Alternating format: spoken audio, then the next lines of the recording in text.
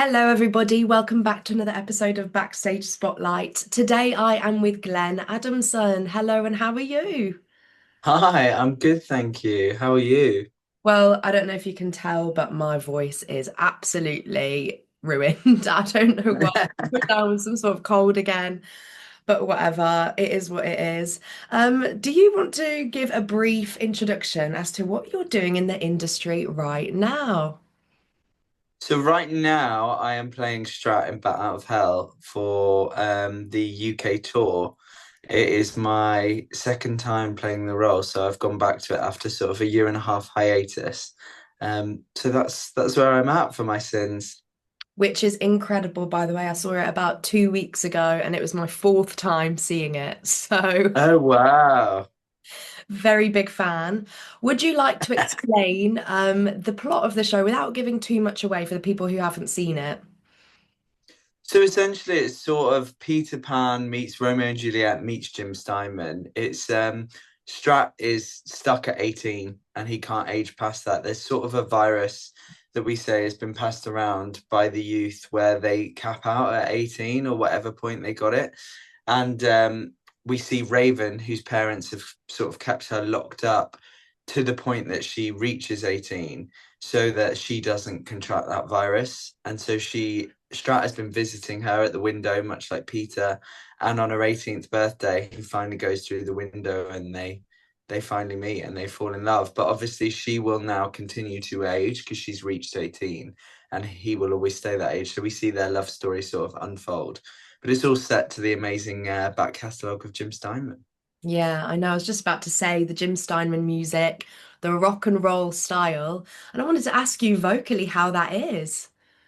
Well, depends on the day.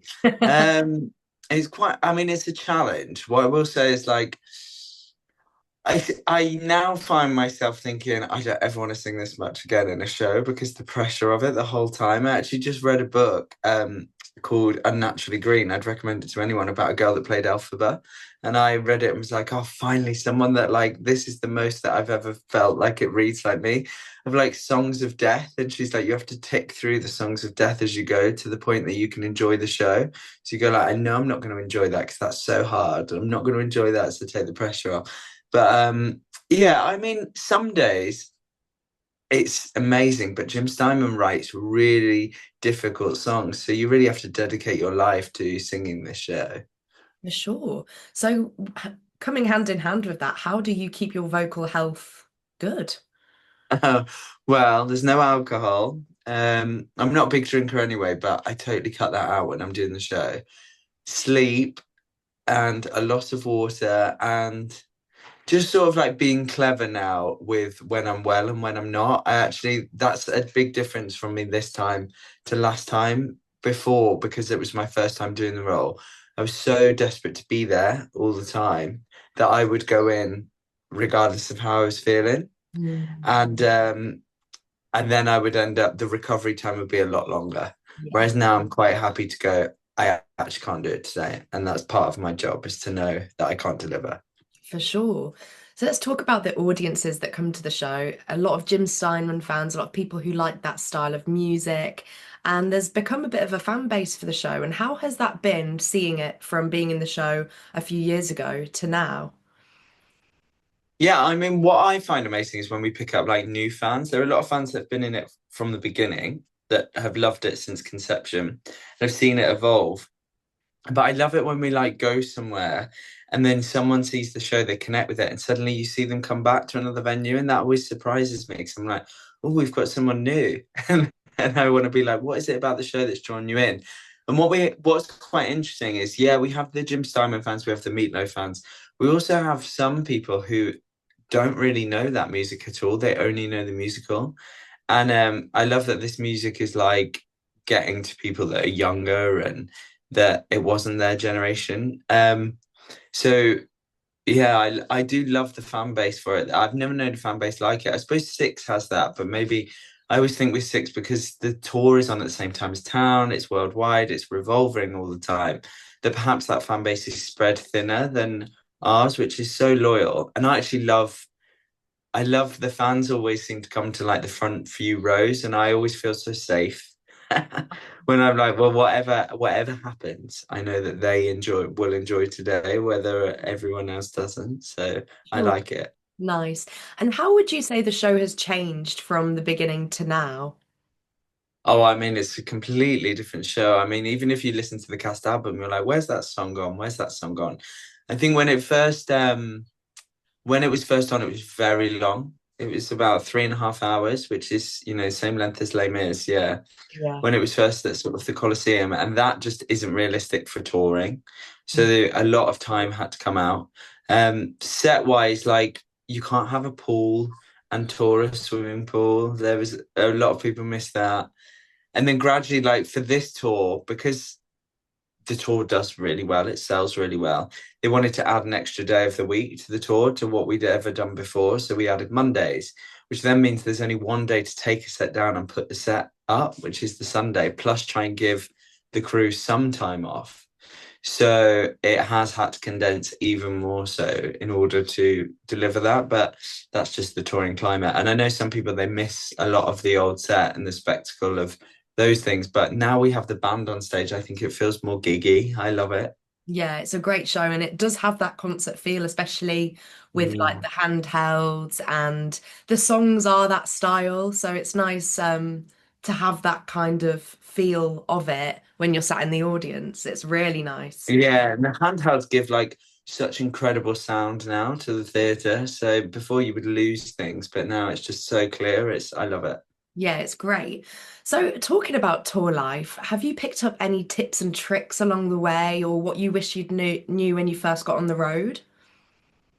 Oh, do you know what? Touring is like it's a gradual learning process of city to city. I love um I love summer touring. I find that really easy. Winter touring, I find that really difficult because I am always cold. So I go to these digs that we're in and I'm like, oh my, I need the heating so high. Um, and what I would say is like you have to try and make your bedroom feel as much like your bedroom as possible because you have to sleep in it as soon as you arrive. Because Yeah. especially for I get so stressed about the amount of sleep I need for my voice. So I have to fool my body into believing that I'm still in my house, which someone told me is like a fragrance thing. Like you need a room to smell like your room. So you should build up a scent in your bedroom and then you have to travel that scent with you all the time because it will trick your body when your eyes are closed to believing that you're still in that space. Hotels don't work for me on tour. Like I need a kitchen. I get them from the show and I just want to basically eat everything. So if I get you like a travel lodge, I'm like, Hilarious. So what are your non-negotiables to bring with you on tour? oh, my non-negotiables. That is such a good one. I always take like a yoga mat or a workout mat so that I can, whatever happens, I can always work out in my dressing room. Um, I like to take my own towel because there's something about knowing someone's used the towel that I feel a Yeah. bit uncomfortable with. Yes. I always take a humidifier about actually, but I feel like I need a humidifier. I think it's probably placebo, but I'm constantly walking around in a sea of mist Yeah. They're and good. good smell. Good smell. I need a lot of good smell. Great. Let's talk about auditions and how you find them. If you were to get something coming through today for, say, in 2 days' time, how would you prepare for that audition? First of all, I'd be thrilled and audition finally come through. And then how would I prepare? Um, for me, it's so funny, isn't it? I always know how much I want the job based on what my work ethic is, Yeah. because there are jobs where I like, for example, when Bat came in, I put myself in like Bat Out of Hell boot camp. Like I paid for a studio for essentially like the whole weekend, Saturday and Sunday, and just sang on repeat, and it was hours. And people kept saying to me like, "You shouldn't be singing these songs so much," but I'd give myself like lunch breaks. I put myself like back into drama school and I was going in like a booked studio with a mirror and I was just watching myself do it and being like, no, don't like that, don't like this. Like I like built the whole thing. Um, and then there are other jobs that come in that I'm like, oh yeah, I'll wing that. It's fine. I think you don't actually want that. Otherwise you think you do, but really you should be like, How would I prepare? Normally, it's like I've got a really good singing teacher, and I value her so much for what she can like change my voice to do. So the first thing I do is ring her Mm. and go like, please find me a session because she'll build it safe. I'm a really bad auditioner. I will like, I am terrible, and I thought it would get easier with time, age, experience. It doesn't. Like even my last audition, I went in, they had to say to me, he's too nervous, you're too nervous, you need to calm down. And actually that's a surefire way to make me even more nervous. Someone's seeing my nerves, and I was like, because I don't know what it is about that environment. I just feel so vulnerable. I was Yeah. talking about this the other day. I think with singing, it's like this secret voice you have that no one knows that you have because you just don't walk around with it. You have to choose to show it to someone. And Yeah. so like if people sort of know what my voice is like when they come and see the show or your family or your friends, but I go into that room and if they don't know you at all, that team, I'm like, I have to show you something that's like secret, it's personal to me, and you're going to decide that you might not like it. I Yeah. don't know. I feel really uncomfortable about singing in auditions. I feel so vulnerable. Going in and acting and going and even doing like I'm not a dancer, but even movement, like I find something quite funny about that. So I don't mind going to those calls. I'm like, there's something quite funny about me having to do that. But singing makes me feel really stressed. I feel like it's sort of an instrument, but an instrument is like down to the item itself, whereas your voice is so personal to you that Isn't like it? Yeah. at a different level of it, if they don't like it, it's like they don't like you what you're You, yeah, especially when you associate so much like with your voice, like because people know me for that, I feel like it's my identity somewhat, and I struggle to separate the two. And if someone assassinates my voice or says his voice isn't right, I take that as like, I don't know, something about my brain goes like, you're not worth anything or something. I don't know. It's just, it is like a weird like thing I need to work out, I think, with the sure. therapist probably. Well, maybe, yeah, book yourself in. So, talking about like that work-life separation, because as a performer, that is not easy, especially with the hours that you do. What is something that maybe you've not even figured this out yet? Something that does separate that for you, something that you enjoy doing that's not your job? Uh, I have a few to be fair, like exercise, like a boot camp sort of thing, like a Barry's or a Rebel. I love those. And I find them such a great way to disconnect, like throwing your phone in a locker and just being absolutely assassinated and work to the point that like I love that. I get such a kick out of it. Also, I heard this thing about like that you should look after something. The first thing you should do every morning is take care of something that's not like a human. Oh, So either an animal or like a plant or whatever. So I've got a garden now. Um, and I always go out and and house plants and I water them and I like wow. cut back and I try and do that like as early as I can in the morning when the weather's good. Because then that's something I've done that's for something else that's not me or like not a human and can disconnect from this industry. That's really nice. How do you manage your meals through the week? Do you meal prep? Oh, so you know what? I think meal prepping is so boring. It I is. admire it so much, but I say that would stress me out trying to choose what I want to eat in like 3 days' time. No, thank you. I'm actually, I like to choose in the moment what I need to eat at the time, which actually costs me a lot more money. But there's so much good food, and especially when you're touring, I'll see somewhere and I'm like, I want to try that, I want to try that, I want to try Yeah. that. Next thing I know, I'm like, I'm on an eating tour. Like that's what I'm on. I need to rein it in, to be fair, because I've been really indulgent recently, but um, I manage it with I eat a lot more when I'm doing this show than I do normally, just because the energy of it is so high energy. Sure. And I sometimes like this. I've had times where I've stood on that stage and been like, "Oh, whoa, I've not eaten enough for this." Yes. Similarly, though, I've had days where I've eaten too much and I've gone, Yeah. "Whoa, whoa, no, this is coming back. This is coming." Like I love. falafel, and I've really learned you cannot do that show on falafel. That And is. actually, there was one day Katie, who's playing Raven now, I ran over to her at one point and I must have done something with my face, and she went, "You've had falafel, haven't you?" And I said, "Yeah," and she said, I can tell by the way you're moving." No So way. it just bloats me. That's so funny. What is the track like for your part? Do you get a lot of rest time? No, not really. The only sort of rest time I get in the show is when they do 2 out of 3 Into Paradise by Dashboard Light. Mm. But actually, there's something about, because then when I go on stage to Making Love and Bat Out of Hell, it's so full on and long and it does not stop right until the end. I I will get myself really stressed about it coming. So now what I do is I actually go and sit on stage. If anyone's watching after seeing this podcast, they'll be looking for me, but I go and sit with the guitarists Do and watch you? Paradise.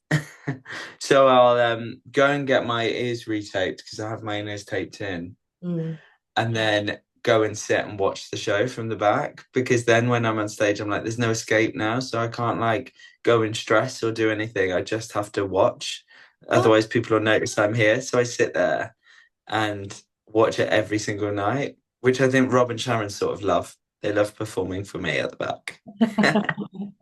And then do that. Then the only other break I get really is the interval. I'm cleaning off all the blood and all the confetti, and I've got like a team that are in there doing all that.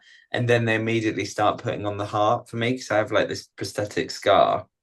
And usually by the time that's done, it's crying out loud. So there's no time then. And then you're in act 2 for the rest of it. yeah, gosh, it's such a busy show, but I bet the thrill you get from it once it's done, like, Yeah, it is a thrill. I actually love that it doesn't stop for me, because I think if it stops, that's when I'd then be like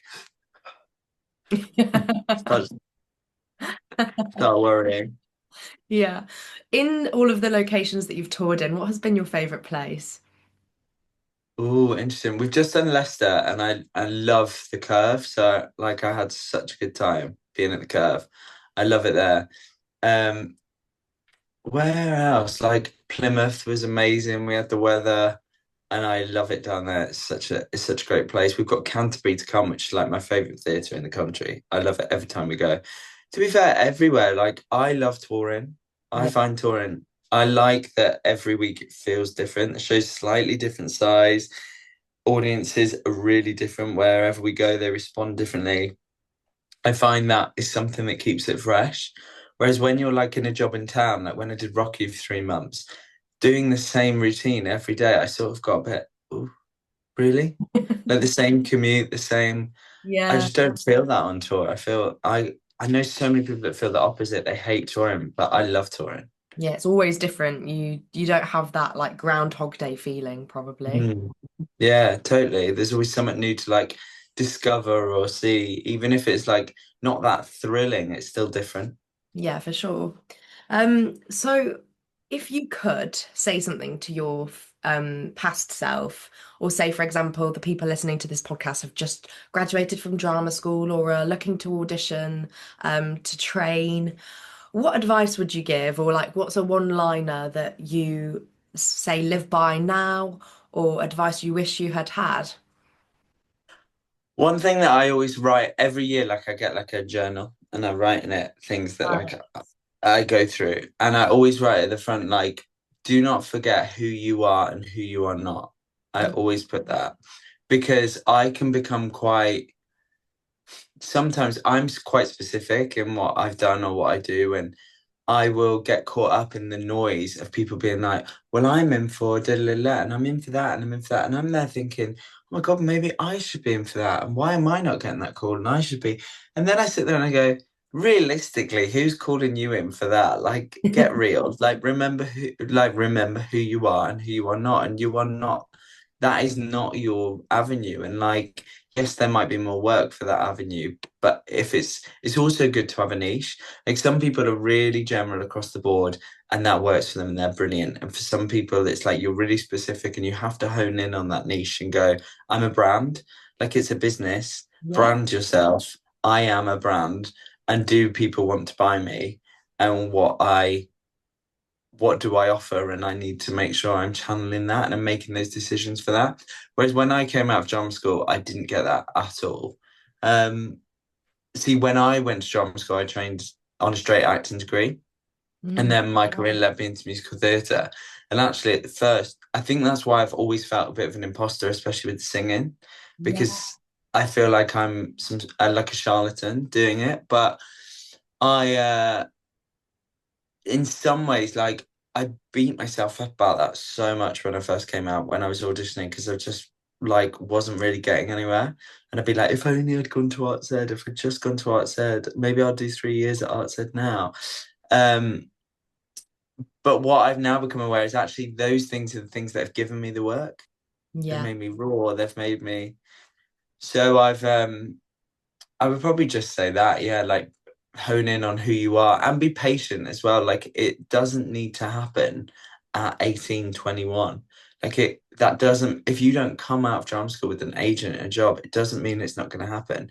Some of the most successful people I know did not come out of drama school with those things. And similarly, a lot of the people I know who came out of drama school at 21 and got job after job after job after job now at 30 and not working. yeah, It swings and it ebbs and flows. yeah, for sure. It's a good way to look at it, actually, having that outlook and just like bringing yourself back down to earth when you're comparing yourself to other people and just being like, hang on, I'm on my own path. This is what I Yeah. is very important to think like that. Comparison is the thief of joy. That's what they Yeah, say. yeah, definitely. So, lastly, for those listening, would you just like to tell us where your next few tour locations are and how long you're touring for? Yeah, so we're in Milton Keynes for the next 2 weeks. Then we're in Stoke. Then we're Wolverhampton. You're testing me now. Eastbourne, Canterbury, Northampton. There's so many more. Yeah. Well, There's a website. go to the Bat of Hell website, everybody, and see if it's coming to a location near you. Great. Well, thank you so much, Glenn. It's been so good talking to you, and thank you for joining me. And I hope that everybody listening has enjoyed this episode. And hopefully, they'll come and see you in the Bat of Hell very soon. Yeah, thanks for having me. Appreciate it. Very much. Take care. Goodbye.